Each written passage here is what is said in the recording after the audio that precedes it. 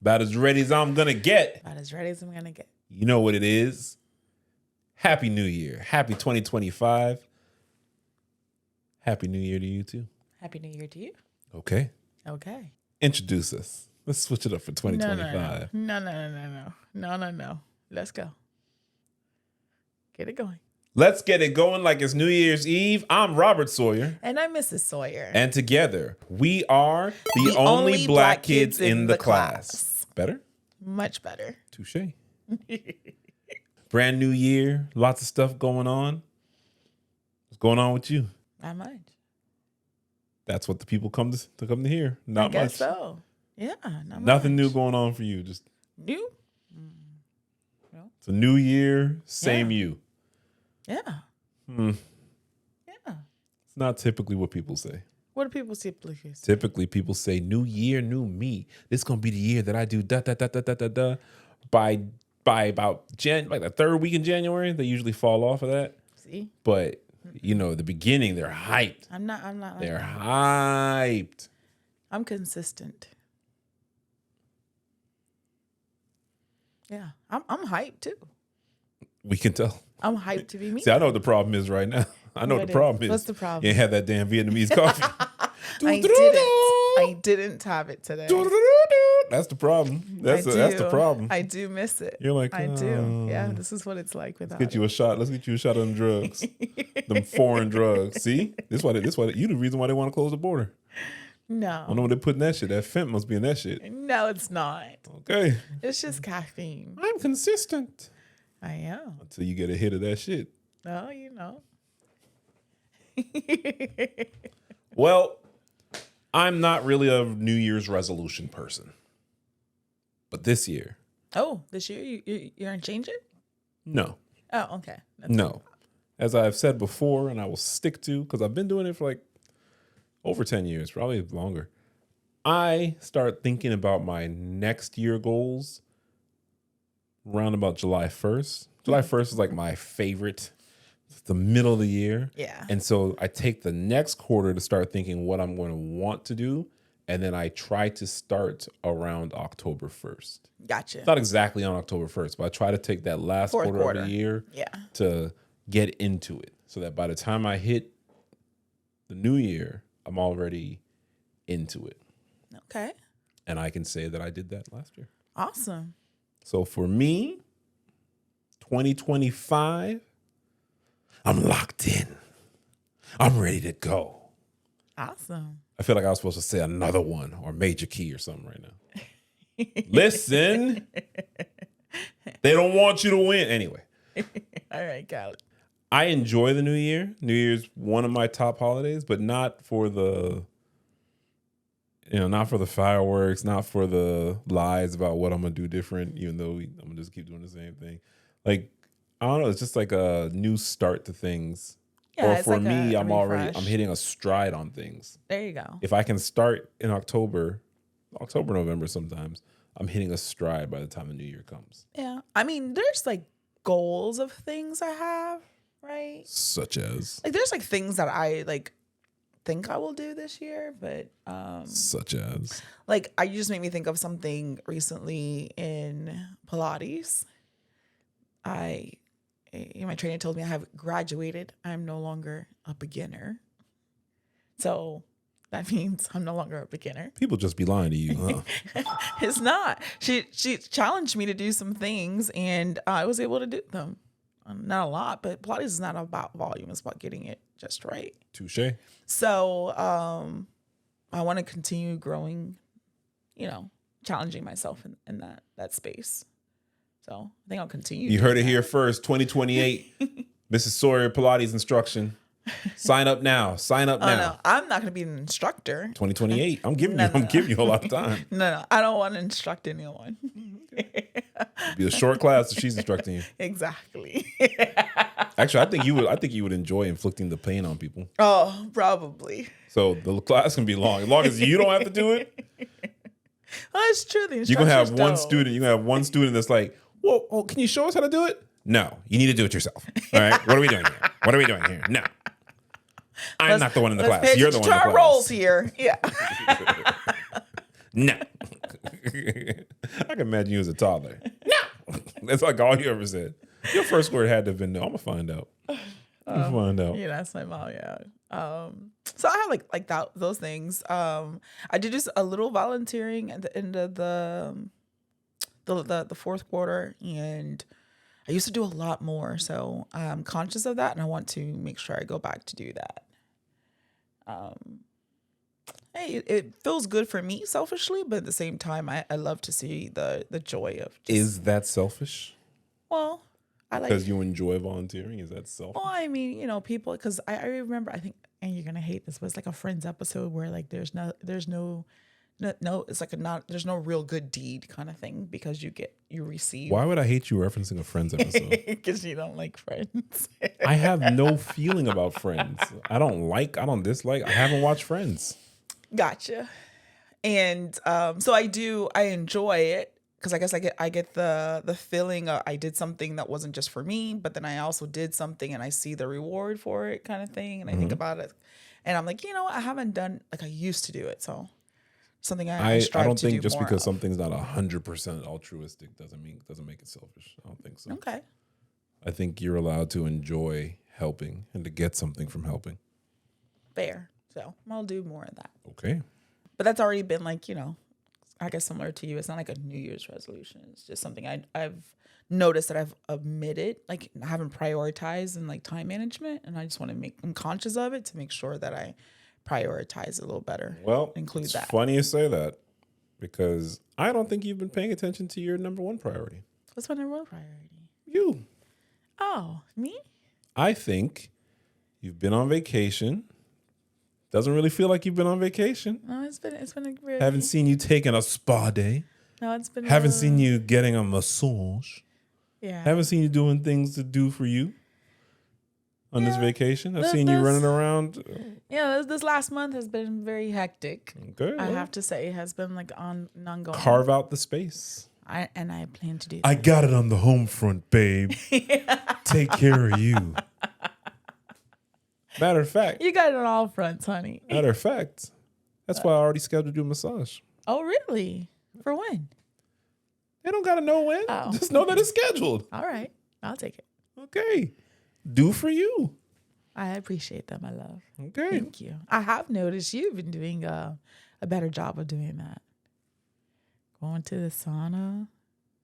Yeah. Yes. But I don't really think of it like, I know it's self-care, but like, it's like, I've been very physically active. I know. And it's like, oh my goodness, I need to recover.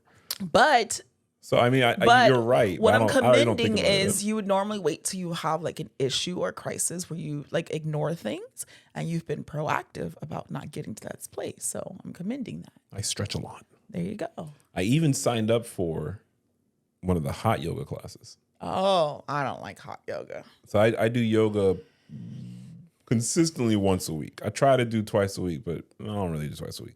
But consistently once a week. But now I signed up for a hot one. I've never done a hot. I don't like the hot one. Hot. Yoga. I'm always hot, so I definitely don't like the hot You are the meteor. I do not like that hot thing. Oh no. I can't last 10 minutes there. I'll be all right. Yeah, but you like to sweat and stuff. That thing gets too much. I can't focus on the pose or focus on being present because all I'm thinking about is how hot I am. Focus only on the breath, my love. I can't focus on the breath because the breath be hot from being hot. Your breath is often hot, my love. I can't do it. I cannot do it. Hot breath. No, thank you. But I'm excited for you. I think you'll like it. We'll see. Yeah. We'll see. I'm taking like the medium. Oh, the medium one is a little, but it's not as bad as the hot. The hot one is, that's different. But I think you do well. Thank you. Yeah. Thank you very much. What are the classmates going to do in the new year? Watch more Only Black Kids in the Class. Oh, snap. So there's more. There's more. Contract negotiations have been finalized. Season 3 on the way. We don't, some people do seasons. We just keep going. Yeah, I don't like all Will there ever be a break? Will there ever be a a repeat episode or a week off? I think we will at some point, because like we get new classmates all the time. Welcome, new classmates. Howdy. And I think sometimes, I mean, there's people that binge watch, and then there's some people that get like a highlight reel. So I think we could do some of those too, to just make sure that we, spread all the stuff to the new, and then also those who have been with us since day one. Hi to you too. Hey, to revisit some of those things. I think those. There's reason for those. It's not just a break. But that's like a recap episode. That's not a break for me. I'd have to put together the recap episode. Oh, but we wouldn't have to record though. That's a break for you, fam. That's not a break for me. Well, you told me most important thing to think about. Yeah, I thought about it. Huh. That's good. Yeah. Huh. I did that right now. It be your own people. You quick to abandon. No, I'm not abandoning. You'll take a break. Get in there and edit. I'll help you put the highlights together. Why don't we do this? Eventually, we're gonna have a highlight episode, right? All the best of last year. Why don't we ask the classmates what they want to see? Oh, okay. There's one story that we read, and surprisingly, that episode never aired. But I cut up the one story and I put it on social media. That's if not my favorite, it's my top 2. Really? Yes, it's my top 2. I don't know why. One? I don't remember half the stuff until I listened to it again. I remember the reactions. Oh, okay. And I just remember, like, I've watched this one a lot, and how I said, I don't know why I read it that way. It's hilarious to me. I mean, I remember some of the comments. My top 3 stories. Number 3 is like the first one that we did on Instagram. Actually, it's not the first one that we posted on Instagram, because I was posting on my page for a bit, and then it's the first one once we had the Only Black Kids page. And we started it by saying, he's at least bisexual. He's at least bisexual. Clearly. I was a passport bro for a week to post pics of me with beautiful women to emotionally traumatize my baby mama. I feel like she's scamming. Kids don't need diapers and milk every week. They need supplies monthly. Mamma mia. In the islands, I posted pics of me with an exotic perfect 10. We got back to my hotel, and the 10 had an eggplant as big as mine. I already paid, so we did a few things. What? He was with the 10 on his trip to the Dominican Republic, and he didn't notice the eggplant slipping out. It's a long time ago now. That is well over a year ago now. I remember that one. So that's probably number 3. Number 2 is the one I was just talking about.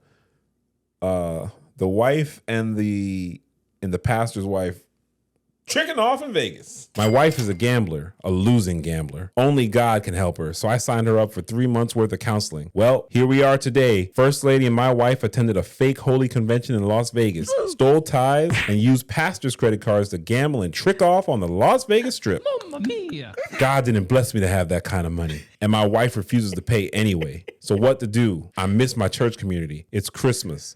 I'm churchless. Yeah. Oh. I remember that man wanted to go back to his church, but he got kicked out of the church. Yes, that one was hilarious. But see, that episode never aired. We do have secret episodes, guys. If you don't know about it, you should find out. And then my favorite one. I'm dating a bipolar man. Oh, that shit is incredible. Bipolar man. You don't remember I that don't one? remember that at all. Bipolar. That one is my favorite one. Salute to the bipolar man, because he kept his energy. He's not bipolar! I know, but that's how she referenced him. He's not bipolar! I made one mistake, and he threw us all out. Oh, I just read the mistake. I just read the mistake. What's the mistake? Give me the mistake. No, this shit can't be real. What's the mistake? This can't be real. What's the mistake? What is the mistake? Come on now. You laugh and I want to know what it is. But I made one mistake and he threw us all out. My side dude stopped by to get his braids done and to borrow some money. I also gave him a quick BJ. I did not know there was a camera in my braiding room, or I wouldn't have slipped up like that.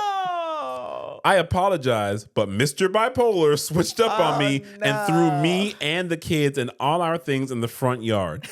I took what I could fit into the Uber. I can't believe how he snapped and turned on us like that. What relationship red flags did I miss? I don't remember that. Maybe you should watch the recap episode. Oh, maybe whenever it happens. When you edit it. It's going to be a few months, guys. But let us know what you want to see in the recap episode. Any favorite story? Oh, that's going to be hard to do. I know. Geez. I don't even know. Well, I just remember my favorite comment that just cracks me up. The beluga whale one. Yeah, beluga body, bitch. That just cracks me up. Yeah, beluga. She should lose her girl card. Oh yeah. Yeah, I remember that one. Yeah, that was a wild day. That was wild. They were coming for my wife's neck. Oh my goodness. That was funny though. It's like, not me this time? Oh wow. That was funny. It was crazy. One lady's what she said was so hilarious that I gave her the trophy. Like that was great. It was hilarious. Yeah. And she thought I was being shady. I was like, oh, I'm not, but no. Yeah, that good times. Good times. That was I have no idea what episode that was. I have no idea when that was. I remember the story. Yeah, I remember the story. I remember the story, but I don't remember like anything else about it. That's funny. It's a lot of stories. I know. I'm here in the moment, and then like after I walk out, I don't remember what it was, because when I listen to the episodes, it's like, oh, that's funny. So we I'm like listening to it, and I'm like, oh, but that's me, so I know I was there, but I don't. Shit could be AI. You never know. You never know. I got enough. I might have a whole AI Mrs. Sawyer. No, I don't need an AI Mrs. Sawyer. I don't need an AI Mrs. Sawyer. The real thing's all I need. I.e., one is more than enough. What happens is we typically source the stories. It's never that both of us have read it. Mm-hmm. So like this episode today, I chose all the stories, but I'll be honest with you, I've read half of them. Mm. So I don't know, because I don't want to just read it then pretend like I'm reacting when we record it. So I've read, let's say, half of them, and the other half, I know the gist. I know what this title and like what it gets into, but I don't know the twists and turns or lack thereof in the story. Oh, okay. So then we read it on the show. Then I see it again because I edit it. And then I see it again because I edit it for shorts. And then I listen to the episode. And so that's why I get familiar. But the truth is, it's so many stories now. I don't remember. I'm in the car. I'm like, aha. And then I started talking, because, I listen to podcasts in the car so I can talk to it. Like it's like someone's in the car with me kind of thing. Apparently that's what people do. So I'm listening to it. I'm like, sometimes I'll respond and it's a similar response to what I said. Oh, yeah. It would be very interesting if you had a very different take. If you listen to something and you're like, that's crazy. And then you hear yourself agree. Oh, no, that was the right thing to do. Yeah. That'd be interesting too. Oh, yeah. I've had some where I said something and it's like, oh, no, I would have done this and this and this. Like if you have more time to analyze the stories and put your thoughts together. There are lots of them when I think more about it. I would have added more color to it or given like a more robust comment. But, it's in the moment. I'm fine with that. Yeah. I do want to ask the classmates for a favor. What's that? I want to see the number of times Morris Chestnut has been mentioned on the podcast. But there's so many little ones. Like there are the times where I've had video as well, but there are little ones. I don't know how to find that stuff. That would take me a year. Not really. I have some ideas on how you could get that. Oh, you have like a secret best of Morris thing already? Well, let us know. No, I have some ideas on how you could do that. I have no idea. But there are times he's just mentioned in like a line. I have some ideas on how to do that. Well, my idea is, hey, classmates, someone out there, probably one of the troublemaking ones, probably one of the ones who like to send us things about Morris. Mm-hmm. I want to know every time, because I'm going to make a best of Morris reel. Ooh. And then calm down. Calm down. Then you know what I'm going to do? What? I'm going to find Morris's management. We're going to get Morris on Only Black Kids. Oh. Wow. Be careful there. Why would I? Why would I need to be careful? I just wanted to see that reaction. Why would I need to be careful? I just wanted to see that. What I need to be careful of? Nothing at all. I think you might want to be careful. Let's everybody be careful. Let's everybody get home safe. Let's everybody get home safe. All right. And alive. Let's do that. So if any classmates want to do that, thank you in advance. Email us at asktheblackkids. Speaking of which, we've got Ask the Black Kids. Awesome. We have a few. I'm going to pick one. A huge macro-aggression. Ooh, macro. Macro. Oh. So I ain't got time for all that micro. This is a macro. Okay, let's go. Okay. Here we go. Hello, Mr. and Mrs. Sawyer. Me and my partner love watching the podcast. I am from Miami like y'all. And as you know, people can be quite cruel anywhere you go. Mm-hmm. Well, throughout my academic career, I lived in West Kendall. Oh, boy. I just want to say sorry in advance. I have not read this. But if you're in West Kendall, boy. we know the ridiculousness. Which is a predominantly white area. I am Afro-Cuban, and in middle school, kids say a lot of racist things because they think it's funny. But these two girls I knew took it way too far. Oh, no. One day, while walking in my middle school courtyard and waiting for class to start, these two girls I have known since elementary school just straight up called me a slave. What? I told them to stop, which only made them keep repeating it. The following weeks, it began to escalate, and they started just calling me Slave Hard R. Oh, boy. Uh-oh. Oh, boy. Oh. Oh, they also were calling him boy, uppity, and I mean repeatedly. Everyone who heard it found it funny enough to laugh when they would say it too. I reported it to my principal, who was a Haitian woman. She said she would talk to the girls, but it never stopped. Oh, no. Some of the other white kids started joining in, although not as intense as the other girls. This went on for about 2 months every morning. 2 months? I would eventually just hide in the cafeteria, then wait for class to start and head out. Oh, that's terrible. Eventually, they got bored, and in college, one of those racist girls told one of my actual friends that me and her were cool. I was dumbfounded and told everyone she used to call me horrible slave nicknames. Everything under the sun, really. I unfollowed her on everything and blocked all of her accounts so I would never have to see her face again. My friends have now also cut contact from her, except for those who have her in classes. Her defense is that it was just a silly joke, but those jokes are the reason I became stronger. Joke. That ain't no joke. You heard what he said? What? Those jokes are the reason I became stronger. Huh. Well, yeah, I have many more macro-aggression stories of other racist students in Kendall, but thanks for giving me a space to air this out. It has been very healing. Thank you both for everything you do, from an only black kid in the class to another. I appreciate you both. Never stop living your truth. Amen. Amen. Oh, I'm so glad that you have, began your healing journey. But you know what I find out more and more? Those things don't go away. That shit never stops. That it's there, like it's ingrained in you, and it's like you start to realize that a lot of that like makes you the way you are. Like it's already like a subconscious like first step of what you think of things. You recall that, you recount that, like so it's already a level in there in your subconscious. Like it doesn't go away. So like healing will have to be continuous. It doesn't just like heal and gone. Like I think that's what people don't really understand. The power of what that does, the negativity that it imposes, how it is, it's just so ingrained in you that it never goes away. Yeah. In particular, because I know where you are, like geographically. Yeah. Like I know that type of racism. Yep. So though I've never lived in Kendall, I've been in close enough proximity to Kendall. Yep. I'll give you an example. Like, what was that? I think my last year of high school, I was at Braddock a lot. So if you know the Braddock area, you already know. You already know the bullshit. You I didn't go to already Braddock. know. I never went to Braddock.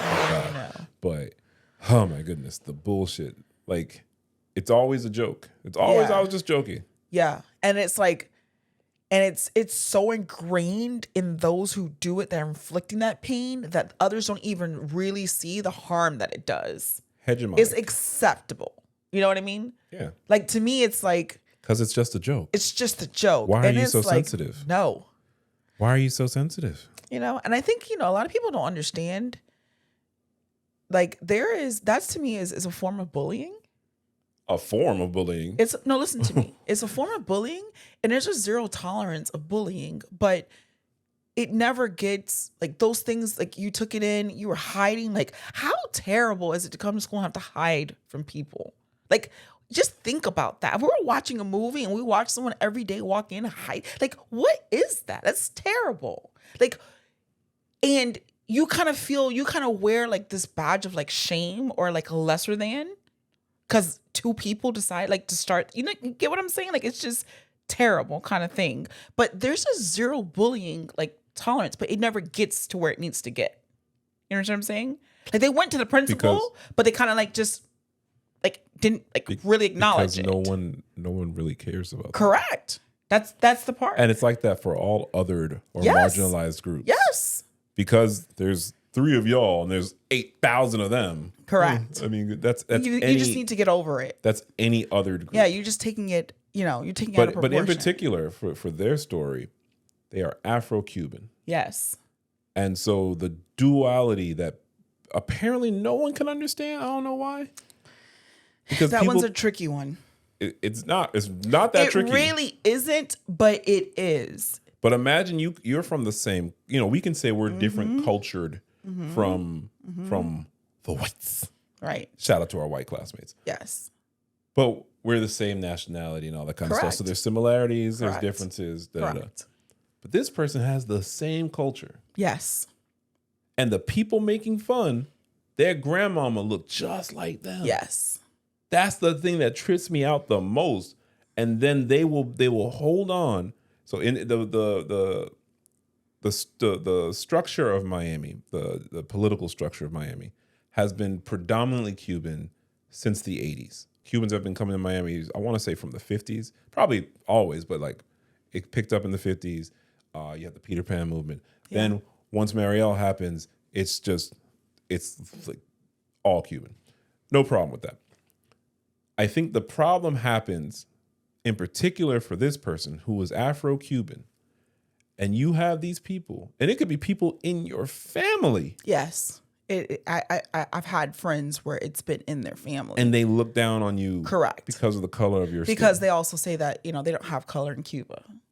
Which is, there isn't, right? It's just a damn And lie. then like you started to like learn more and more, and it's like, it wasn't because like it was like so lesser than that they weren't even like even considered.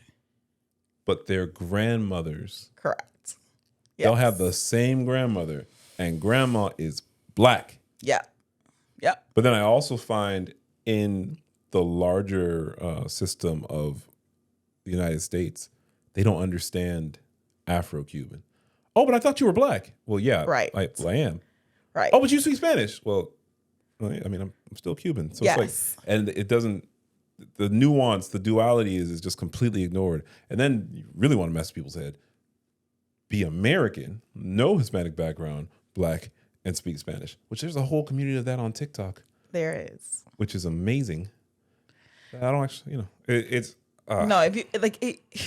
If you can like, but you can even look at it on the opposite side, because I had I mean we're in Miami, so we have a lot of like just Caribbean like cultures all everywhere, right? I had not just Caribbean, South American, South American, just everywhere. It's like but I'm talking about like Haitian. Mm-hmm. So I have a Haitian friend who has blonde hair and blue eyes, and how like she's like proudly Haitian, like she's Haitian, right? She speaks Creole, like she's Haitian, but in Miami, no, she's not. Like she's had people, like she's gotten into arguments where she's told she's not Haitian. So, right? Listen, and it's like, what? Let me tell you. One time I married a girl. People tell me, I never heard this shit in the 90s. I never even heard this shit in the 2000s. Not really. Except that time your mama said some shit. But we'll talk about that another day. It's in like the last 15 years that it's like overwhelming.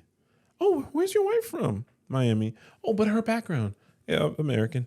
No, but like her parents in Miami. But like her ethnicity. Negro.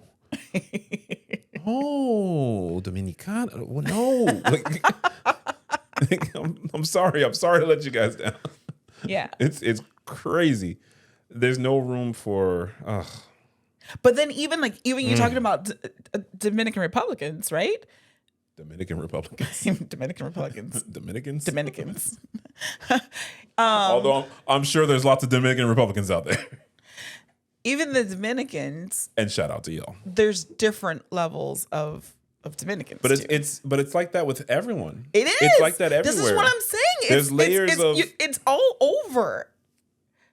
Like it's the same thing that you see, that you have like a struggle, like because we're all American. Like, you just have to. We have to say that we're African American, but we're all American, right? Mm-hmm. You have all these other like cultures, but then you have to then put something ahead of it. I'm Afro-Cuban, which shout out to you. Well, my mom never understood a lot of that stuff because she just said, "Oh, we don't do that in Jamaica. We're just Jamaican," which I also think is a lie. Yeah, because when you look at when you look who has more power, when you look who has more money, yeah, you see some visual differences. Yeah, and I can get into a whole nother discussion on that whole thing. But let's move on. It's like that everywhere. I mean, yeah, you've got colorism. You've got, you're not as black. Oh yes. You acting real Drakey. Let's not get into the whole Drake debacle. I could read another Ask the Black Kids, or I can get into these stories. What you want to do? Let's go ahead and get into stories. We did a whole Ask the Black Kids, and that way we'll get to them next episode. So you leave those people waiting.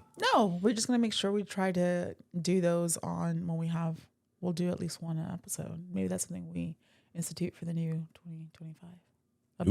New rules are better job forming right in front of you. Better job of it. So you heard it here first. She said, "You're gonna wait and you're gonna like it." No. That's what she said. No. Well, as it's the New Year's, I got a bunch of stories that talk about the New Year's. Okay. Like the actual New Year's, like listen, New Year's Eve, a party, or things are tough. Finding these stories are tough. All right. I did my number. Oh, damn. I just realized now I got to start all over again with my good stories. It's a new year. This year, we're going to have 2% happy stories. Oh, happy 2%. Stories. Not this episode. Okay. But 2%.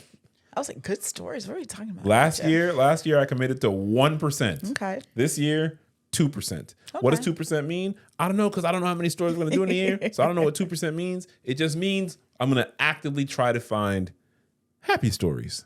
Not this episode, though. This episode is just drama. Is that collective, or is that just the ones you find? No, you can find it too. Okay. And you can send things in. We've had people send in stories. Oh, yeah? Yeah. Okay. Classmates are classmating. Oh, I like that too. Send me a good story. But first, let's start off with, what's your craziest New Year's story? I don't have a crazy I don't have any crazy New Year's stories. I don't like to be doing anything on New Year's. You know that. I know. So this person wrote, I went to a club at the Hard Rock with my friend and met up with some other people. We eventually started breaking off, and I ended up talking to a couple of chicks. One was definitely liking me more than the other one, and we started kissing and stuff. After about an hour of nonsense and foolishness, the girl I'd been messing around with went to the bathroom. Moments later, her friend was up on me, and then we started kissing. Needless to say, I had ensured the remainder of the evening would be interesting, one way or another. For about another hour or so, I was messing around with both of them, but one of the girls was unaware of this. My friend, myself, and these two girls decided to leave, so we went to their car and got in. I think they were giving us a ride to our car. These two girls have been getting a little snappy with each other, and now it started getting more and more aggressive in nature. Next thing I knew, the girl had stopped her car in the parking garage, and these two chicks get out and start fighting and rolling around on the ground. I was pretty drunk and was over all that noise, so I just got out and walked away. That's right. A few minutes later, my friend called me to figure out where I was. Then he picked me up in his car, and we got home somehow. Not where you expect the story to go. Yeah, it was time to go. Yeah. Okay. And this person's craziest New Year's Eve story, this was dramatic. Okay. It's 1999, 11:59 p.m., 1 minute to go. The anticipation was almost painful. My heart was pounding in my chest. I could hear the countdown of the people on the floors above. The time grew near. The seconds ticked away. 5, 4, 3, 2. There I was, in the service panel room of my condo, my hand on the master breaker for the whole building. 1. I threw the breaker. There was a satisfying kerthunk from the battleship gray box, and suddenly the whole building was plunged into darkness. The emergency lighting in the hallways came on. There were a few seconds of silence. The screams of joy and celebration were quickly replaced with screams of fear and terror. The realization that Y2K was real. The nerds and geeks, those chicken littles, they were right. I waited about 30 seconds and reset the breaker and then got the fuck out of there as quickly as I could. An opportunity like that does not present itself very often. You have to take advantage of when you can. I still chuckle about it to this day. Oh, that's a bad human. That's a supervillain in the making. Oh my! How did they get access to the main breaker? They probably weren't planning it just today, honey. They were probably planning it for a while. That's terrible.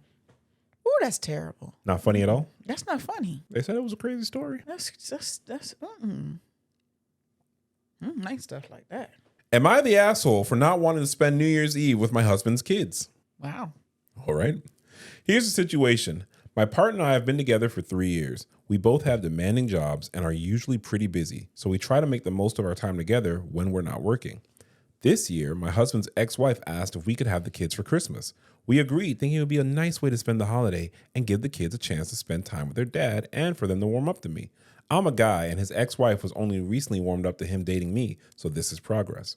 Well, Christmas was a bit of a mixed bag. The kids were grateful and seemed to enjoy spending time with us, but they also fought a lot and made a mess of my office. It was really stressful trying to keep them from arguing, and they seemed to be constantly bickering with each other over who got what toy and who's eating what food. Oh. Now, my husband's ex-wife has asked if we can have the kids again for New Year's Eve. My husband wants to say yes, but I'm really not interested. I feel like we've already put in a lot of effort for Christmas, and I don't want to spend another holiday with the kids, especially if it's going to involve a lot of fighting and stress. I've tried explaining this to my husband, but he just says that it's not fair to the kids and that we should be more understanding. He also thinks because the kids have been so accepting of me, we should have them around for New Year's Eve as well.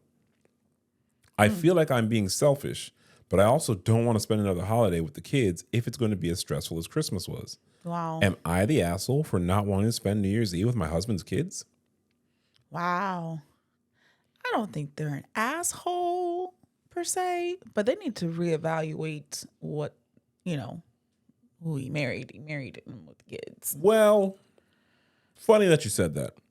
Not updates, but 2 edits. Okay. Edit number 1. He has another separate home to meet the kids during weekends because they don't want me to be involved with the kids.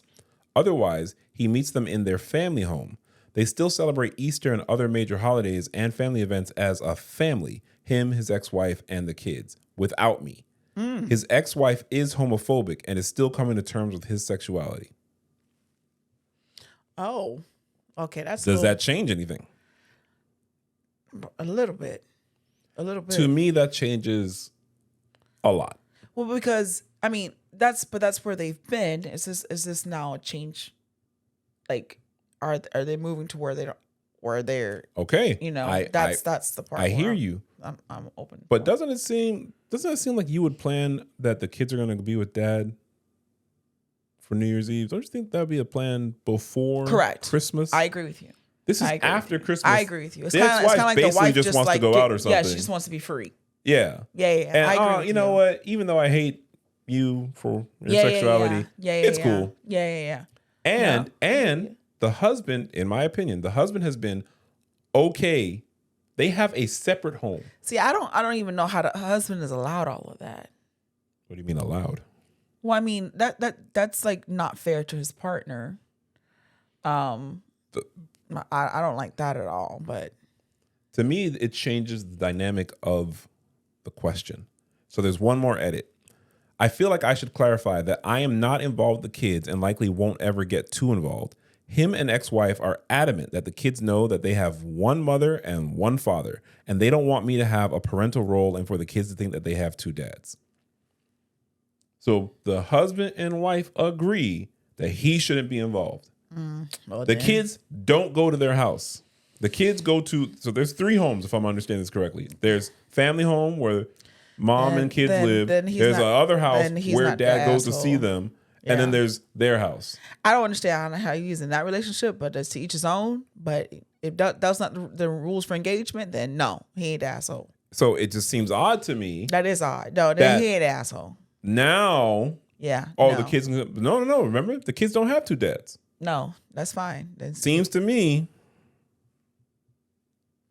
No, I don't like that at all.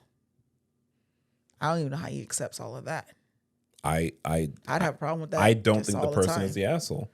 Now, if you just read the first one, I'm thinking you're the asshole. You knew you married someone with kids. That's how I would feel.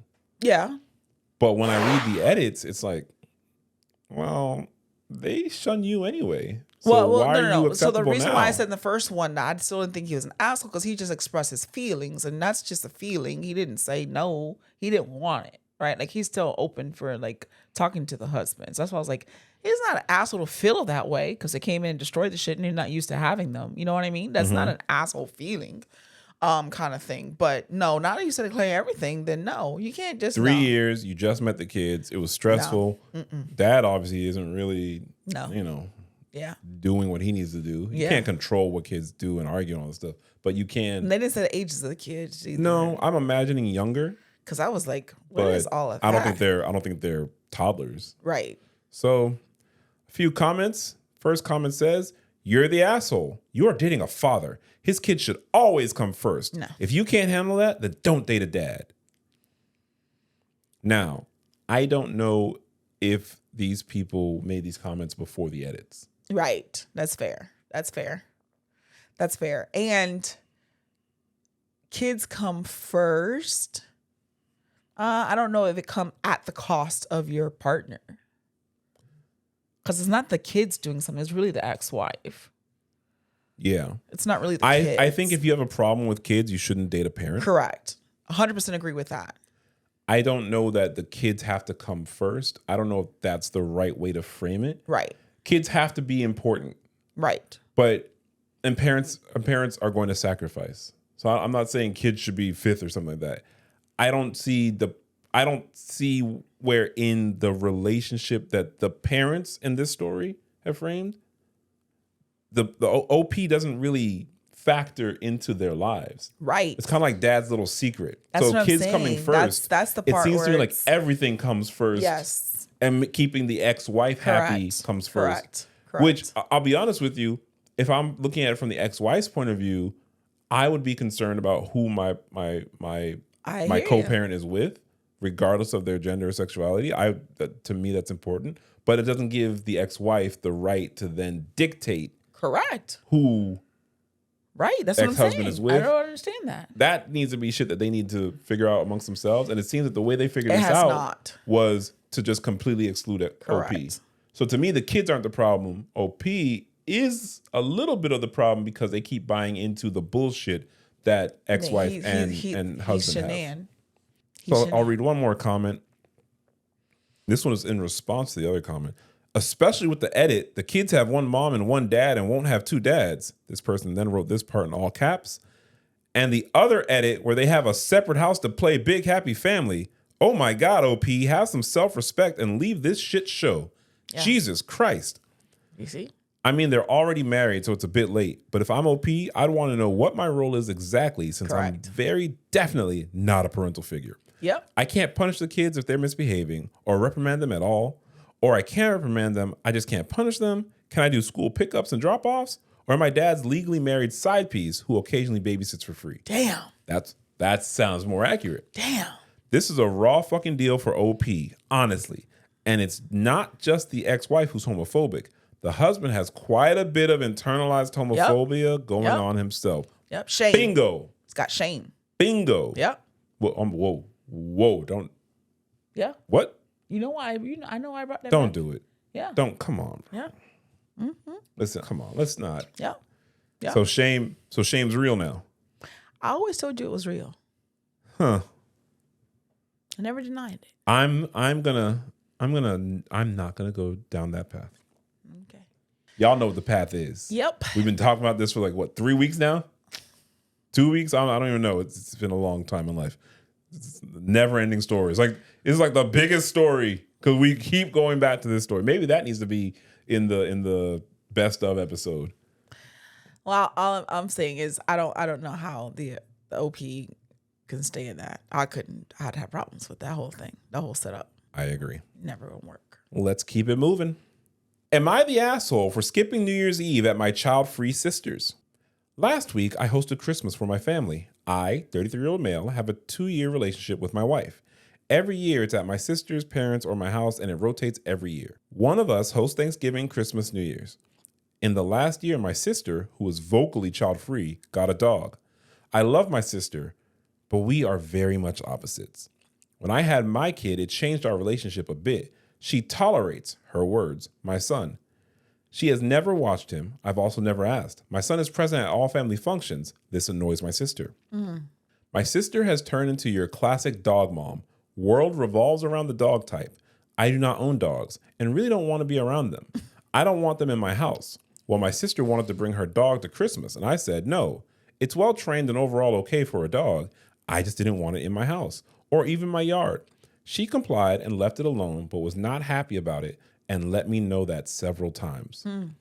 The day before New Year's Eve, she told me kids weren't welcome at her house. Oh, no. I was taken back by this and asked why. She just said alcohol would be present. We all drink and family friends also come to this party, and just said it wouldn't be appropriate for a 2-year-old to be present.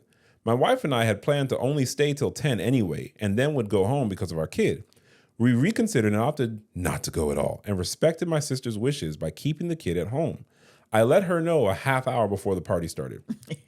Wife and I treated it like any other night. We didn't even stay up till midnight. By 11, I noticed missed calls from her and didn't answer.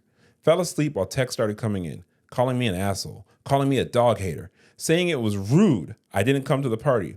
Said it was bullshit that she got my kid a Christmas present, but didn't get her dog anything. Damn. The list went on. She was clearly drunk. I tried to call her. She didn't answer and got a text. I'm not answering, asshole. So, Am I the asshole here?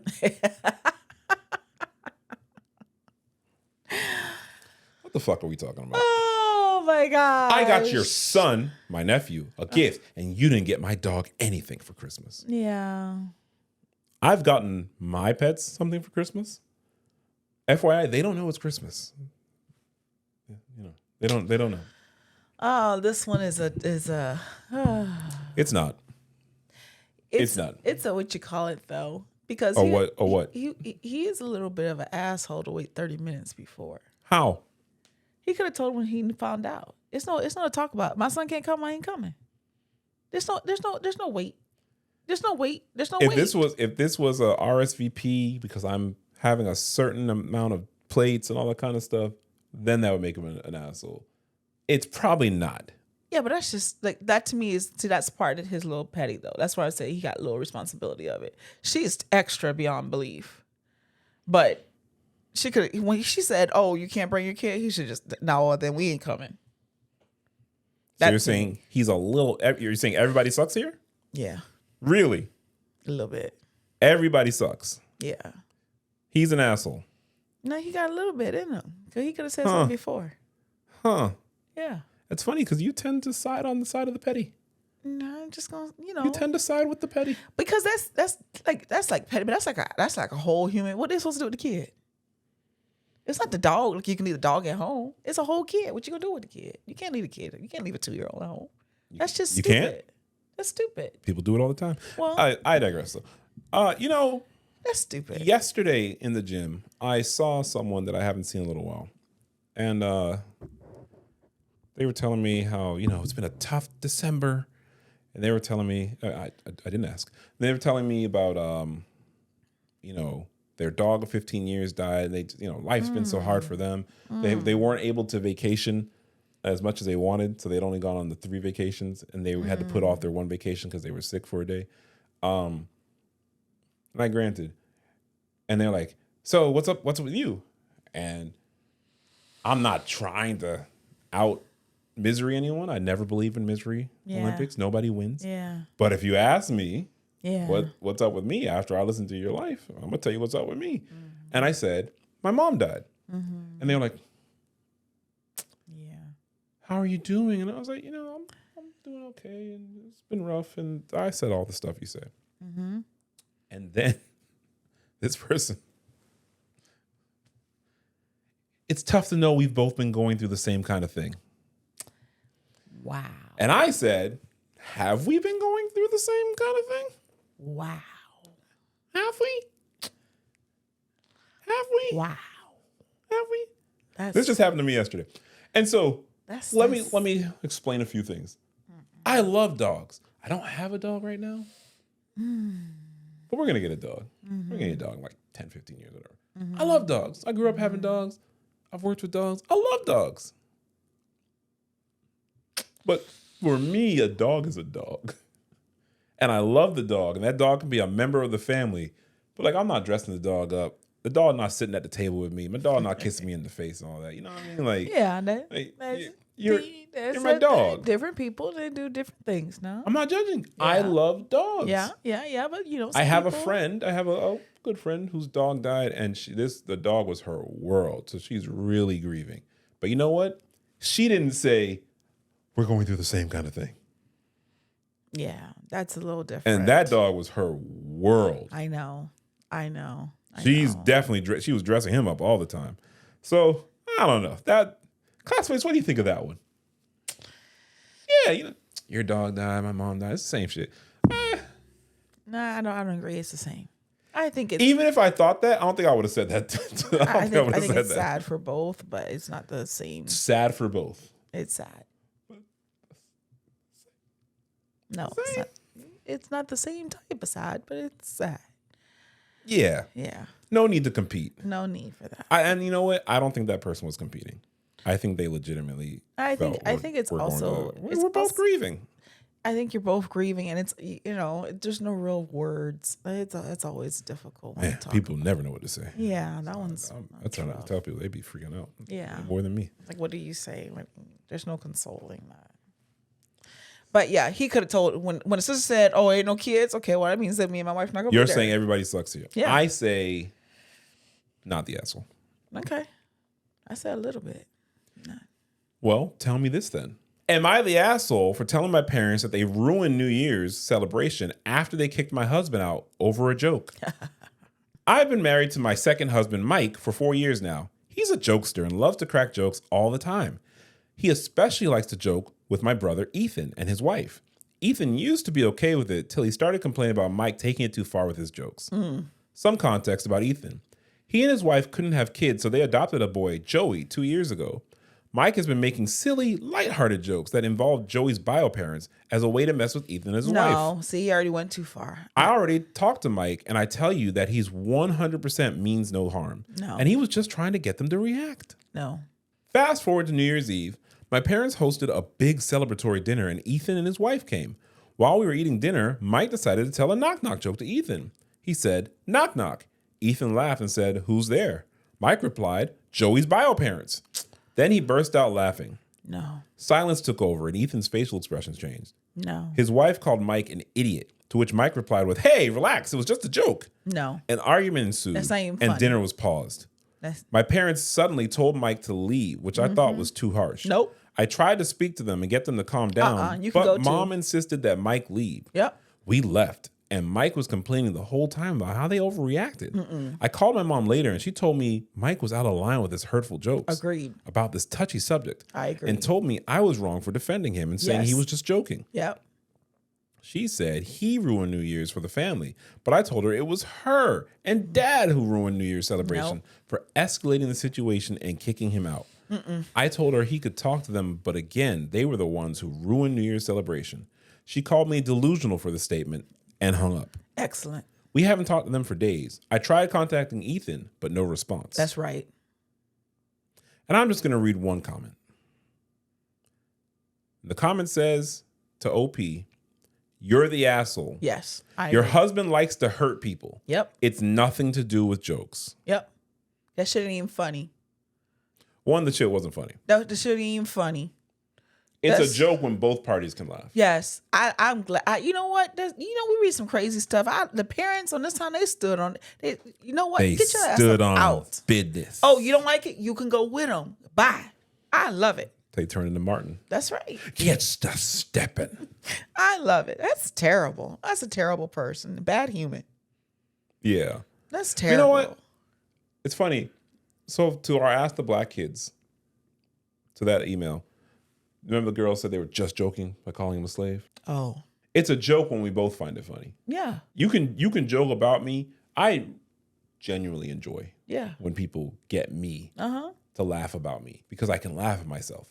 But if it's not funny, that's not funny. And in this case, constantly trying to, hey, your kid's adopted.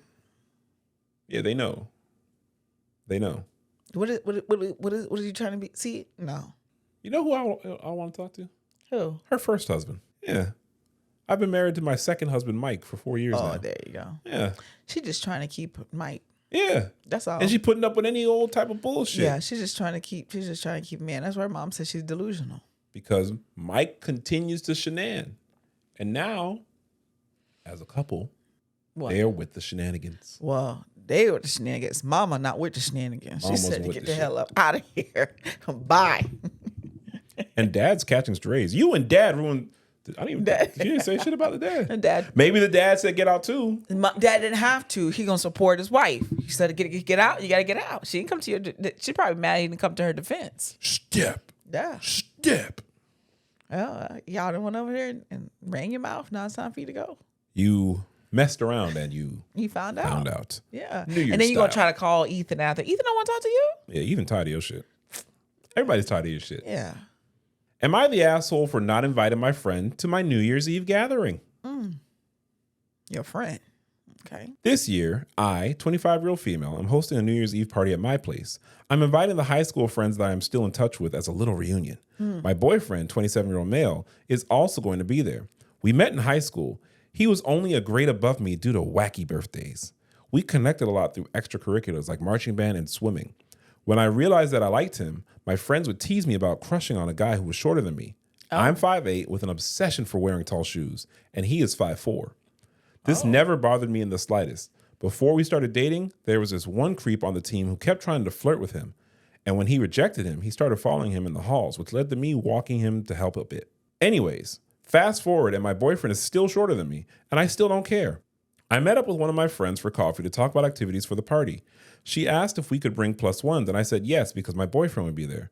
She asked who, and I told her. She looked at me funny and said, the short one? I said yes.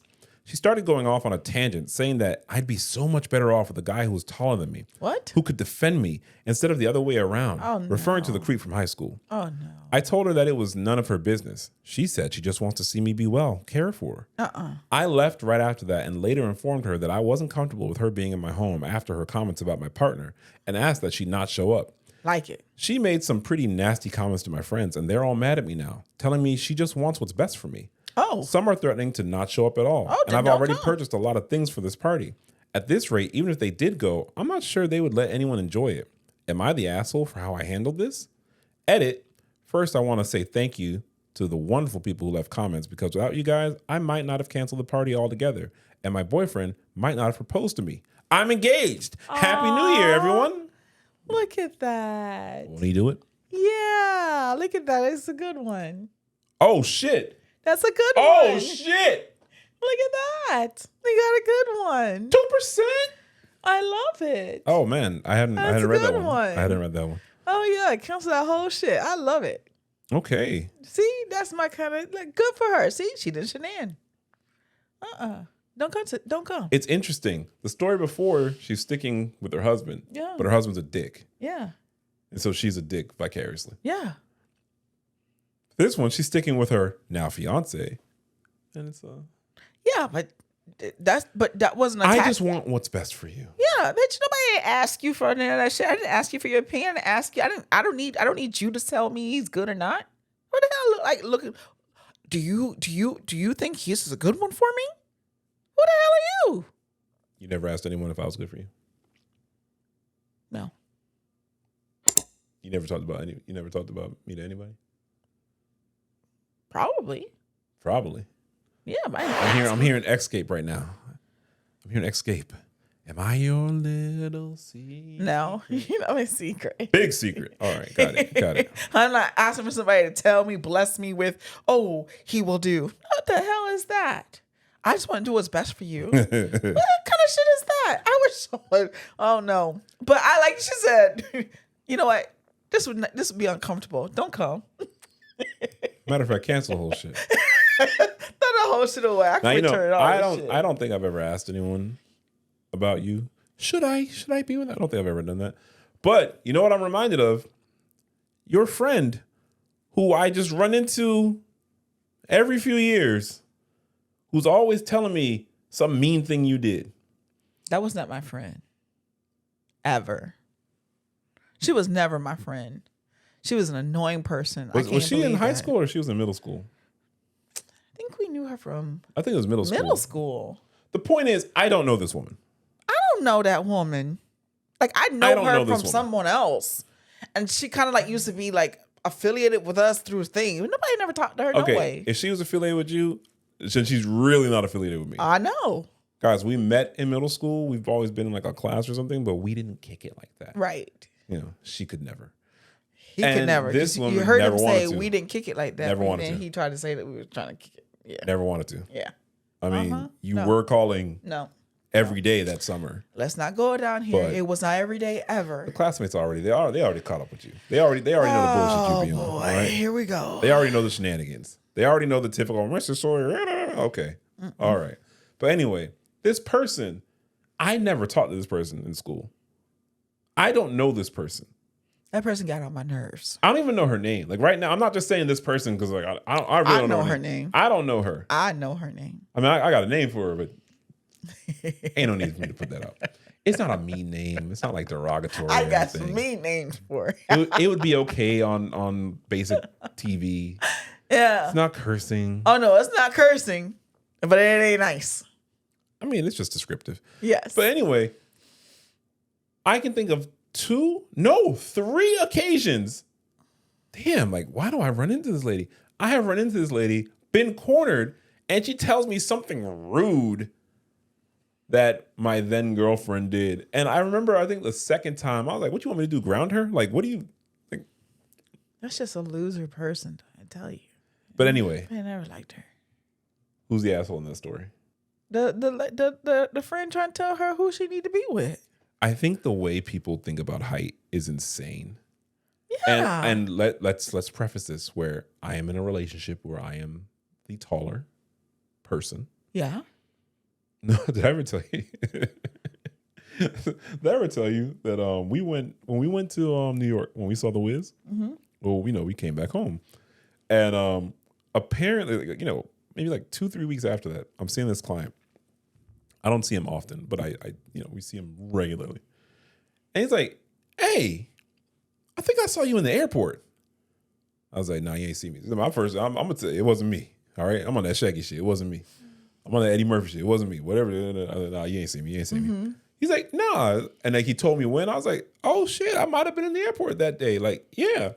He's like, "Hey man, you told me how I could talk to women and all that. You ain't say nothing about you being like 6'8".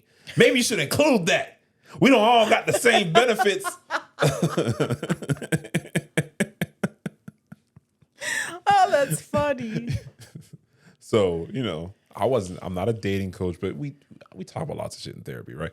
And I'm not 6'8". I'm not 6'8". No, you're not. Okay, calm down. Right, calm down. No one asked for any input. See how she didn't ask? Ain't nobody asked you for input. Yeah. I'm about I You're tell 6'4". people. Like the shortest that is acceptable for me.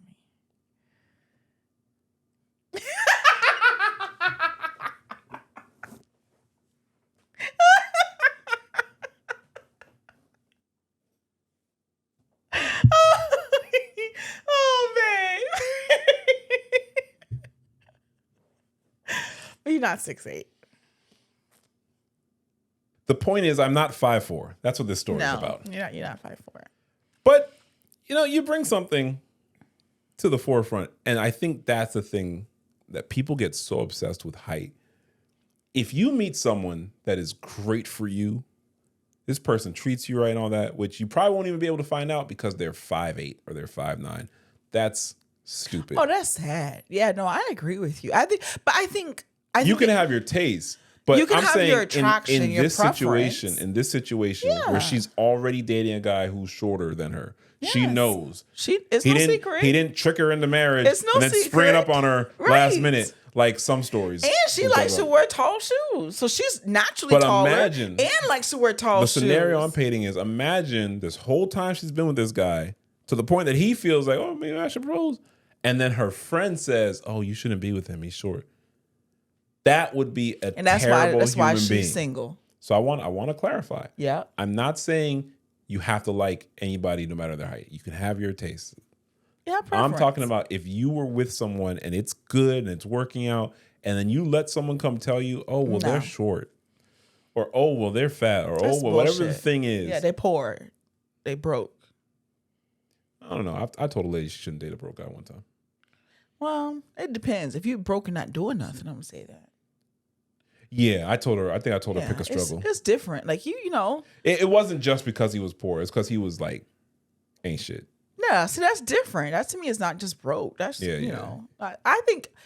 Imagine you're in a relationship and someone comes and tells you, oh, but you know they're insert whatever, and you just stop dating that person. Yeah, that's bullshit. Then you'd be a bad human. Then you spared the other person because they don't need to be with you no way.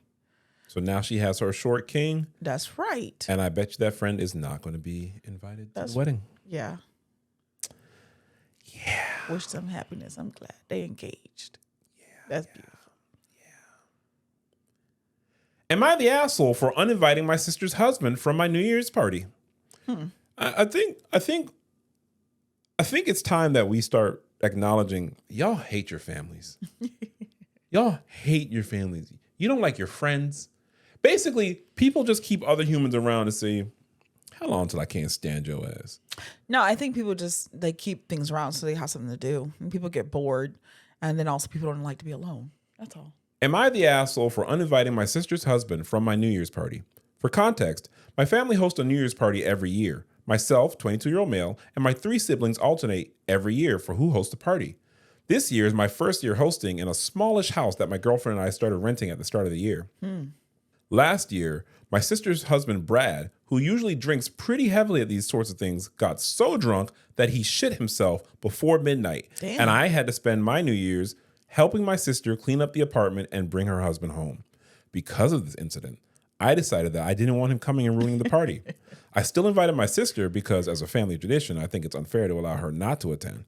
When I told her this, she got really upset at me for ostracizing her husband for one accident he had and told me that it was really hurtful that I was trying to exclude him from our family get-together. She told my brother, who also got upset at me, and threatened not to come if I refused to invite Brad. I think I'm being perfectly reasonable, given I want to have a fun night that isn't going to be ruined by one person over drinking. Am I the asshole here? Yes. Really? Yes. I mean, Really? if you're gonna invite all the other people, like that's again, like how am I be on New Year's Eve and not be with you? I'm gonna go to another party and like what leave you at home? Like that's stupid. And it's like a family affair thing. I disagree. I disagree. You disagree? I disagree. Because they could not invite me but invite you. You'd be the asshole if you went without me. Uh-huh. But let's be very clear. This is not a child. No, I hear you. This person was not sick. I hear you. He got drunk and shit himself, right? That's what they said. Feces. No, I don't do well with that at all. You already know that. Feces. Yes. Fecal matter. That's why we wouldn't be having no party at my house ever again. Cleaning up the apartment because a grown man who is not incontinent, who is not sick, I don't see shit in your house. I don't know what all that As was. someone, I don't want nothing to do with that. Who has spent the last couple of years cleaning up a lot of fecal matter. No. See, I've never been like, woohoo! No. It's never felt like a celebration anytime I'm picking up some shit off the floor. What I'm saying, honey, that causes there to never be a celebration at my house. Not again. a toddler. No, it means never. Not a again. baby. Never again. That's not what an I'm saying. incontinent person. That's what I'm saying. Not a sick person. But the fact that you're going not to a person go with an ahead illness. and bring up the whole group again, then you open it up again. So what you're saying is OP should have just said, I'm never going to take part of the Or family you tradition gotta anymore. tell them about the whole thing about him shitting himself. You can't get drunk like that. You can't get like that. We disagree on this one. I guess so. Again, they have every right to not invite me. You should say, no, I'm not going without my husband. No. Let me ask you a question. Let me just ask you a question. Hypothetical. Okay. Let me apologize in advance to Smoothie. I invite Smoothie over here. Smoothie shits himself. When's the next time we invite Smoothie over here? He ain't come back. That's what OP said. That's different, though. That's what OP said. But that's different. And he didn't even shit himself at OP's house. He shit himself at his sister's house, but he had to help clean up. He said, "Oh, you're not gonna come to my house to do that shit." Literally. That's what to me. There's more. You can't do the one without the other. Then.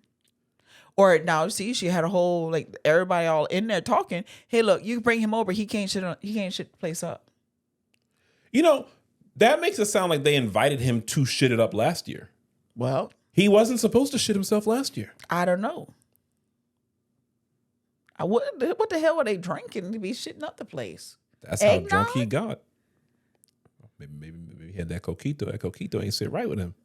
What is he doing to be shitting up the place? First comment says, "You're the asshole. I agree with your sister. If you weren't willing to host the whole family, you shouldn't have agreed to host the party." Oh, see? You could tell your sister that if he starts getting unmanageable, she should take him home. Yeah. But not letting him come at all and have a chance to redeem himself is too severe. Did you really think your sister would come without him? If you don't change your mind, you may be celebrating alone. Here's the thing. You should never have to redeem yourself because you shit in my house. I agree. You can't come over ever again. But that's the package deal. That's both y'all. Your union. The next comment says, "Not the asshole. Your sister married a guy who gets so drunk he shits himself? Fuck that, fuck them. Find a new tradition and hang out with people who don't shit themselves and people who don't think that it isn't a big deal. There you go. Give the guy a chance to redeem himself. Why? So he can projectile vomit all over your apartment? Maybe give him a chance to cost you your security deposit? If you were in kindergarten and someone shit themselves at a party, you give them a second chance. A grown adult gets so drunk they shit themselves? That's someone you never have in your home again and feel good about that decision. Fool me once, shame on you. Yeah. Fool me twice, shame on me. I would have said, fool me once, shame on you. Shit in my house? No. The fuck are we talking That's about? what I'm talking about. It's the fact of you trying to exclude the thing. That's the reason why I call it asshole. Not want to have no. I said no. You can't come over. That's it. But I wouldn't host that shit no more. That's over. That's it for all celebrations. You fucked it up for everybody. Ain't nobody coming in here because I know shit. So family tradition. I don't get to partake in my family tradition. Not in my house. Because I can partake in somebody else's house. We go to your house. The family tradition is that we switch off who hosts. No, well, I already did it. So I done mine for life. No, he didn't do it. Keep in mind. OP wasn't the host last year. Oh, where was it? Brad shit at his house. OP had to help his sister clean up the shit. Oh. I clarified that. Oh, I didn't still. No, I thought they had shit at her house. Oh no. So he shit in his own house? I don't even know where. It wasn't OP's house. OP said, not in my house. It ain't happening. No, But here's a tiebreaker comment. Okay. I think it's important to know what kind of effort he has put into redeeming himself in the meantime.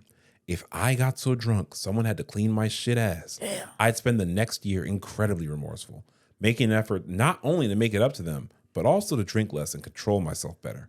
And when it came time for the next annual event, I'd apologize again for last year and explain that I really believe I deserve a second chance to be responsible for myself in public.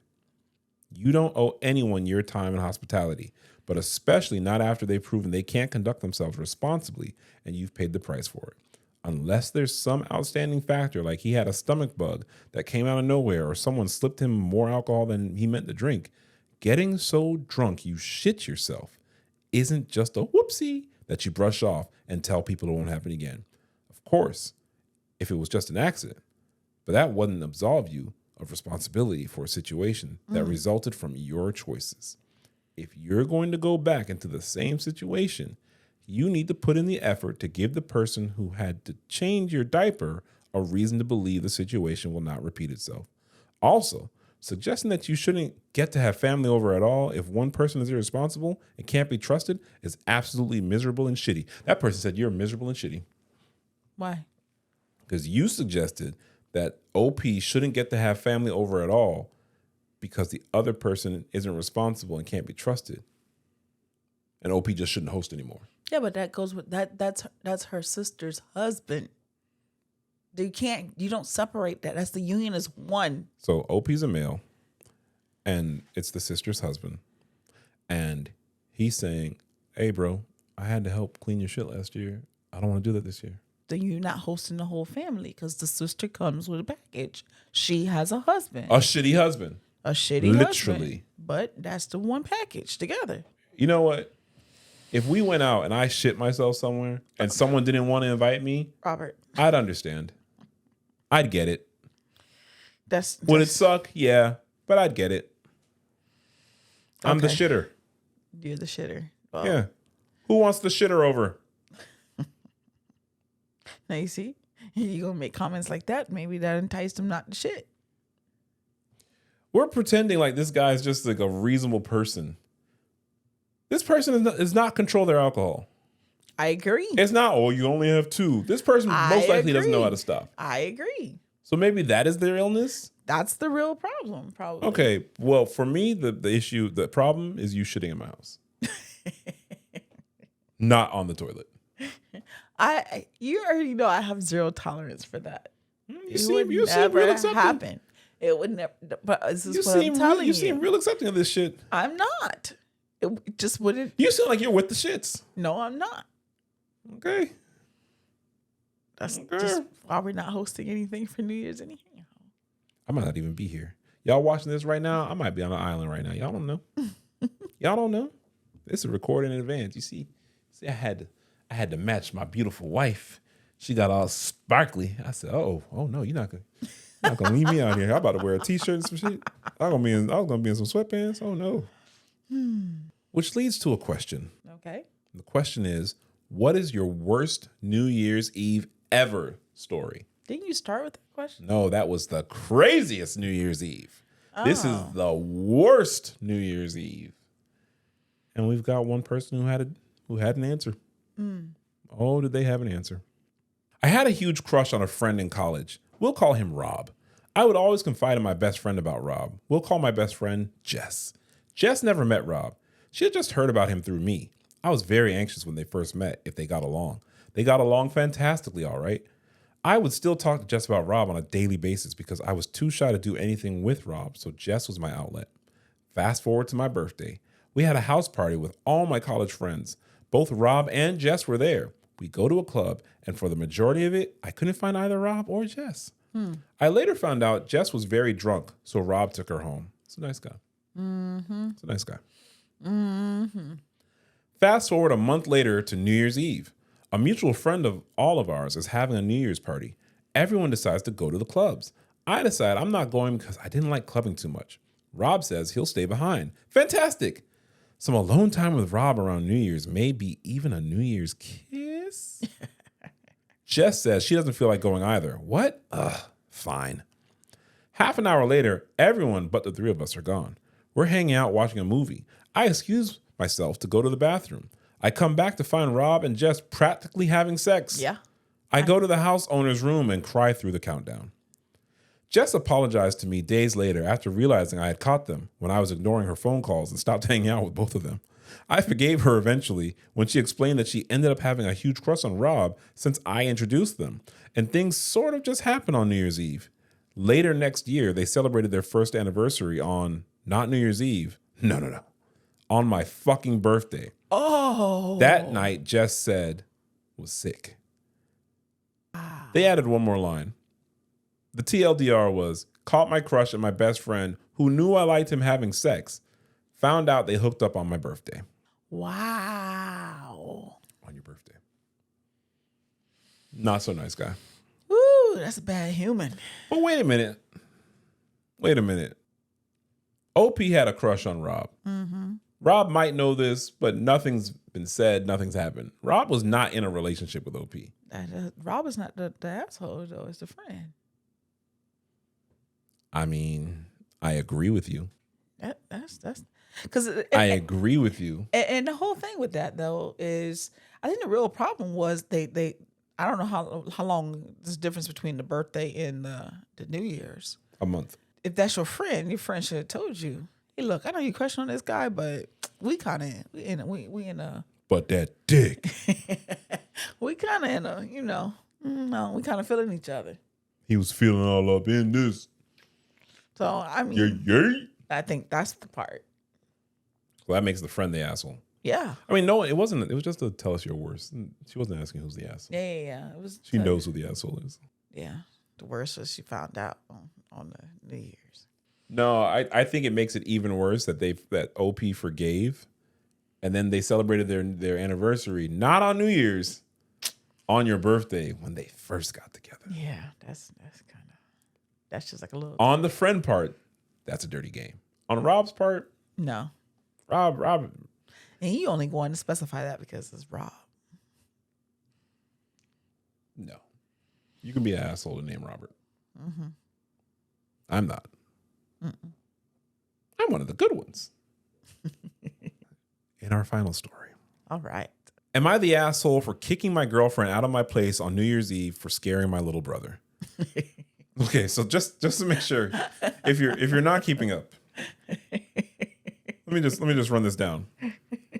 Am I the asshole for not wanting to spend New Year's Eve? Am I the asshole for skipping New Year's Eve? Am I the asshole for telling my parents they ruined New Year's Eve? Am I the asshole for not inviting my friend to New Year's Eve? Am I the asshole for uninviting my sister's husband from New Year's Eve? Am I the asshole for kicking my girlfriend out of my place on New Year's Eve for scaring my little brother? Let's go. We can all agree 2020 was a shit year, particularly for my 29-year-old male family. We lost our dad beginning of the year after he had a heart attack, and my little brother, 12, had no one to take care of him. Our mom died when he was 3, so our dad was all we had left. Damn. I fought for custody and was appointed his legal guardian. Honestly, it hasn't been easy. We're still adjusting to these life changes, and my brother is taking it the hardest. For months, he was just not himself. Bad attitude, lashing out. I got him in therapy because I knew he was just hurting, plus stress of the pandemic. Damn. His behavior has improved so much since then, even if sometimes there's days where he's withdrawn. Mm-hmm. Days before Christmas, he was feeling sad since it was our first holiday without Dad. Oh, that day, he asked to be left alone. We had a talk to discuss his feelings, and I gave him his space after that. My girlfriend was over that day, and I went out to buy groceries. When I got back, my brother was out of his room and helping. I didn't think anything of it at the time. Yesterday, my brother and I were having some guy time before going back home to get ready for New Year's Eve. My brother opened up about how grateful he is for everything, and he hopes that I don't change my mind about taking care of him. I asked why he'd think that, and he told me what happened. That day, when I was out, my girlfriend went to his room to tell him he needs to change his attitude and stop moping, her exact words, because he should be grateful I'm taking care of him at all, and that we can still hand him over to the state if we wanted to. Oh, hell no. I was furious about this and had to reassure him that was never going to happen. Never. Because he was really worried about it. We went home, I confronted my girlfriend, and she didn't deny it. Oh, no. She told me it's true, and there was nothing wrong with telling him to stop acting like that when he should be grateful I gave up my life to take care of him. You got to go. And the thing about giving him up isn't that big of a deal to her because it's not like I'll actually do it. Got to go. I said she still scared him with that threat and told her to leave my apartment because honestly, I was far too mad and because I didn't want her to be near him right now. That's right. She started crying. There was more fighting, but she left in the end. Good. It was just me and my brother for New Year's. Good. Since last night, I've been bombarded with calls from all our friends for kicking her out, knowing she has no family and nobody else to spend the holiday with. Everyone has sided with her, and even my best friend says I may have overreacted by making her leave. Nope. When she probably thought she was helping. Nope. They've heard my side of the story, but still think I was an ass for making her cry and spending the new year alone. Mm-mm. I'm having trouble seeing how I could be so wrong here. I'm looking for internet strangers to weigh in on this. No, not the asshole. I never understand these things. Not the asshole. Not the asshole at all. There's nothing even to talk about. I don't get that. It's not a nice person. You even considering to talk to her after. He said you got to go. I wouldn't even be with her no more. That's what I'm saying. No. I can't. All the trauma that person went through. I never understand this. No, you got to go. That's similar to that other story we read. Yeah. Where the stepmom was talking shit to the son. You got to get out. That's it. What a horrible. I never understand this. Since last night, I've been bombarded with calls from all our friends for kicking out, knowing she has no family and nobody else to spend the holiday with. Why she can't go with your friends? Exactly. He's the asshole. Okay. Why she not going to them? Yeah, exactly. She knew how to call and text. So, but then who? But you know what I have to really think about? Your actions have consequences. Like, your actions have reactions. You went and did something stupid like that, then that's what you get. I don't understand that. I don't understand that at all. I don't understand that at all. But maybe we can get some help clearing it up. How are we gonna get help? Because there's an update. Okay. Wow, this has gotten a ton of feedback. Thanks everyone for your kind and encouraging words. I might not have replied to a lot of the comments that made me smile, but just know that I read and appreciate them. I know I only posted this a few hours ago, but I've had a day to clear my head and really think about this. I talked to my brother because I wanted to know if she said anything else to him. Thankfully, she hasn't, and we had another serious chat to remind him everything she told him is completely false. I would never in a million years give him up, and that shouldn't have been put in his head. Another thing I told him was that I'm grateful he's here with me. Without him, I wouldn't have made it through the year, and I thanked him for giving me that strength to keep going. Oh, I love that. Someone who DM'd me suggested reassuring him that he's not somehow ruining my life. I love in case that. he feels any That's guilt for right. what she told him. He's Thank 12. you for that suggestion. Yes. Now, I know you were all waiting on this news. Yes, I did break up with her. Thank you. Thinking about what a lot of you said, talking to my brother about how this made him feel, and my own thoughts about how badly she acted, I decided that it's not someone I want around me or him. That's right. I can't risk her doing something like this again and ruining any progress he makes in therapy. I know many of you think I should have done it on the spot, but I wanted to make this decision with a clear head and not when my emotions were extremely high. But when I'm not that big of a person. That would have been done. She came by my place earlier and we talked outside. Her reaction was as bad as you'd expect, and she still believes she did nothing wrong. Okay. Even after I explained it all to her. That's fine. There was just no making her understand, and I told her it was over. Yeah. I gave her a couple of her things that were lying around my apartment, and she left. My phone started going off like an hour later, so I had to put it on Do Not Disturb. That's all the drama I could handle for one night. I'll deal with my friends another time. I'm not your friends. Honestly, I'm exhausted, mentally and emotionally drained right now. Yep. I think this weekend we'll do something to get out of our minds of this. I definitely need it after everything, and I know my brother does too. It's been a hard year already without all this extra drama. Anyway, sorry for this really long update, you guys, but I didn't want to leave anyone hanging. Good for him. Hope they can continue to heal together. He go find somebody else. Yeah, because she's high-key trash. That was very adult of him. I don't think I could have done that. The other, you could have told her, kick rocks with Jesus sandals. Quotables. Lose my number, lose my everything, and go on about your way. There's nothing for you here. I ain't the one or the two. That's it.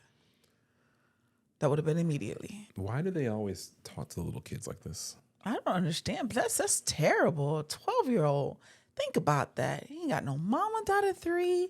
His dad from a heart attack. Like, that's just traumatic. That's his brother. And You're lucky. And she gonna like. You're lucky I let you be here. Try to scare him. We could, and then she put herself in there. We can give you back to. We can't do a damn thing. You don't even live here. You don't like. Who are you? People just. You fresh now? They think they're just too full of themselves. We can give you back to the state. But nobody ask you about none of that. We give you back to the state. Back to the streets, ho. Kick rocks. With Jesus sandals on. I love that shit. That shit's a classic. That's a classic. I'm just looking at. Huh? I'm just looking at you. Yeah, I'm just looking at you, girl. You said that was the last story. It was, but I'm just running it through my head. You're running what through your head? How mean she was. How evil she was. I know what you're doing. How much of a bad human she was. Why are you smiling? I know what you're doing. Why are you smiling? I know what you're doing. It's a new year. You got one for me. I'm just thinking that she was just really Give it to me. Toxic. No, you got to do it the right way. Do what the right way? You got to do it the right way. You mean talk about this toxic confession? Yes. I've been involved with Rashawn for 2 years. He wasn't happy with his wife, and he planned to leave her. He was only having sex with me. I'm pregnant, and he's big mad. Ooh. He wants me to delete it. I'm 44, and this may be my last chance to have a baby. Rashawn is 30. How do I convince him to accept and love our baby? I don't think you do. I don't think you do. You gonna have to make that decision on your own, and you gonna want that baby on your own if you decide to have that baby. Rashawn don't want nothing to do with that. You just a side piece. Yeah.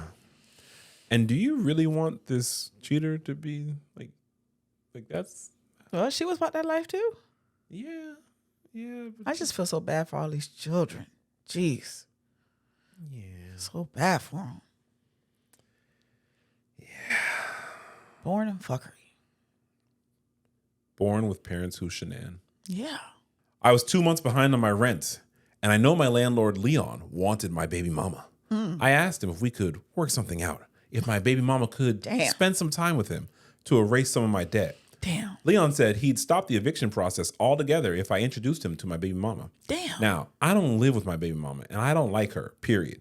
I tolerate her when she comes through with my 7-year-old son. I arranged for Leon to meet her when she came through. I never told her to hook up with him. My landlord, Leon, is short, light-skinned, and wears thick glasses. My baby mama likes dark-skinned men exclusively. They met. She rolled her eyes at me, and Leon walked her to the elevator. 2 months later, Leon set her up rent-free in one of his properties. Damn. And she's dating him hard. He got contact lenses and has a swagger. What? She dropped my son off, and Leon was in the car waiting on her. Leon forgave 1 month of rent, but the eviction is back on. My son told me that Leon is his mommy's boyfriend, and that Leon asked him if it's okay if they got married one day. I asked my son what he thought about that, and he said, she's happy all the time. Leon gave me a PS5 in my own room. Don't you think it's a good idea if they got married? I want my baby mama back from that light-skinned snake. Help? Nah. No, you got to see it through this time. No, you're going to have to go on and sit down with that. Leon ain't got his glow up. He in it. If you're lucky, they might invite you to the wedding. Look at that. You say she like dark-skinned men. No, she Exclusively. don't. She like Leon. No, ladies love Leon. Ladies love property.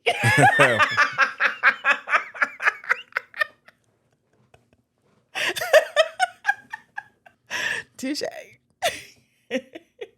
Oh. Just saying. Oh, all right. Uh-huh. I'm gonna leave that right there. I'm not even gonna jump in on that. That's crazy. I've been setting them up. Yeah, you've been setting me up, all right. Yeah.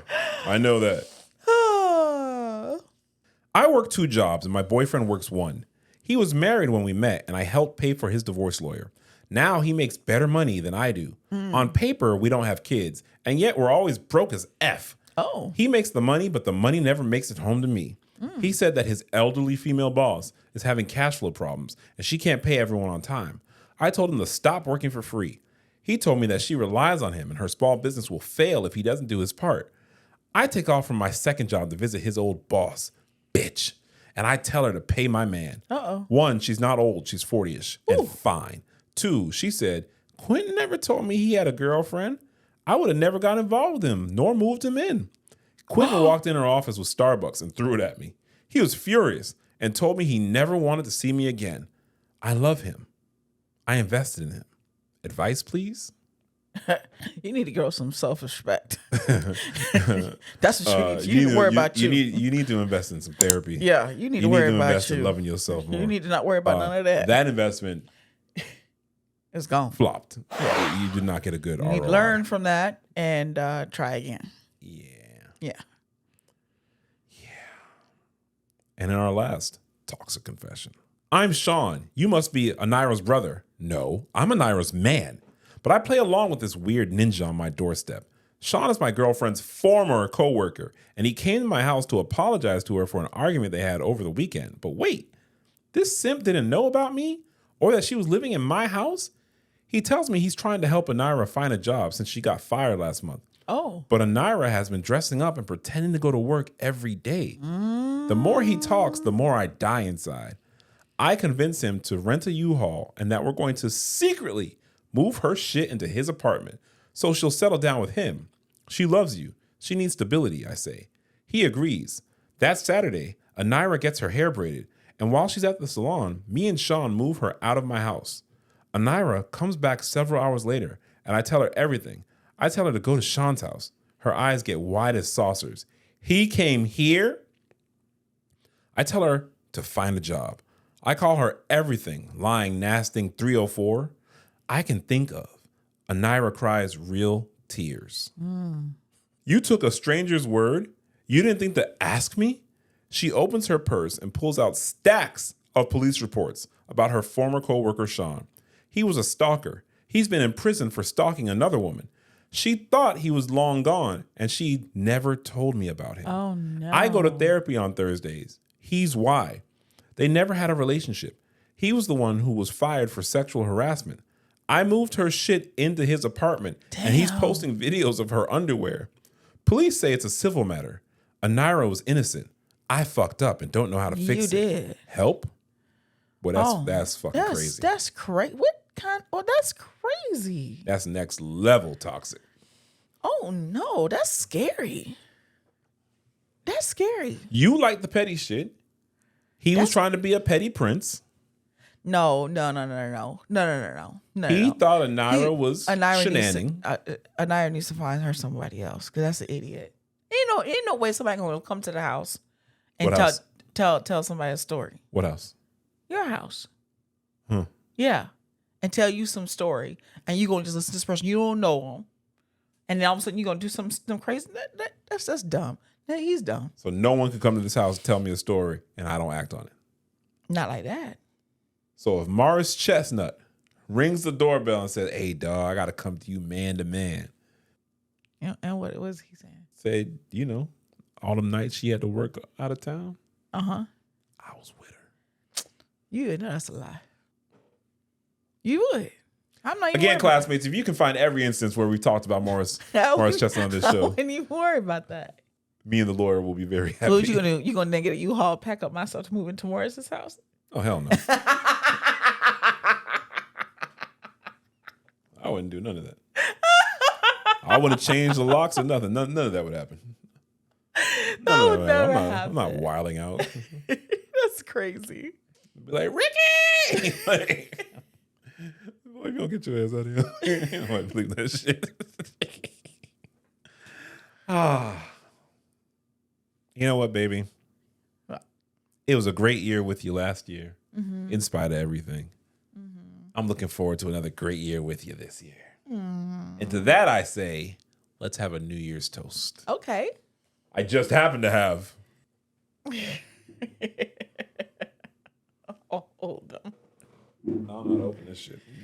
I hope it's a thing where you don't need the thing to We might have to edit all this out. I don't know how to do all that. Ooh, it's smoking.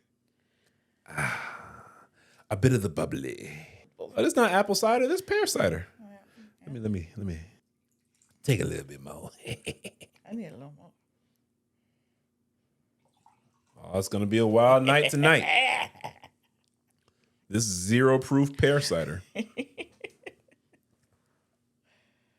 Oh, you take it to the head.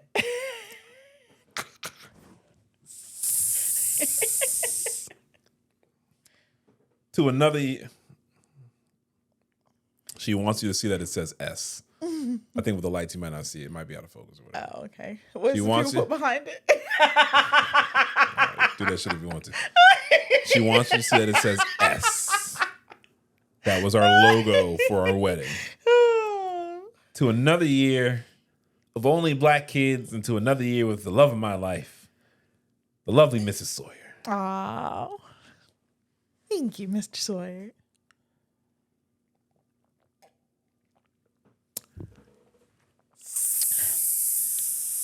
That's good. I don't know if I ever had pear cider before. Pear cider. You do apple cider. I guess we're saving that. I got the big bottle for an apple. All right. Let's go make some fireworks. Thanks for tuning in. Send us your stories. Bye-bye. Alrighty.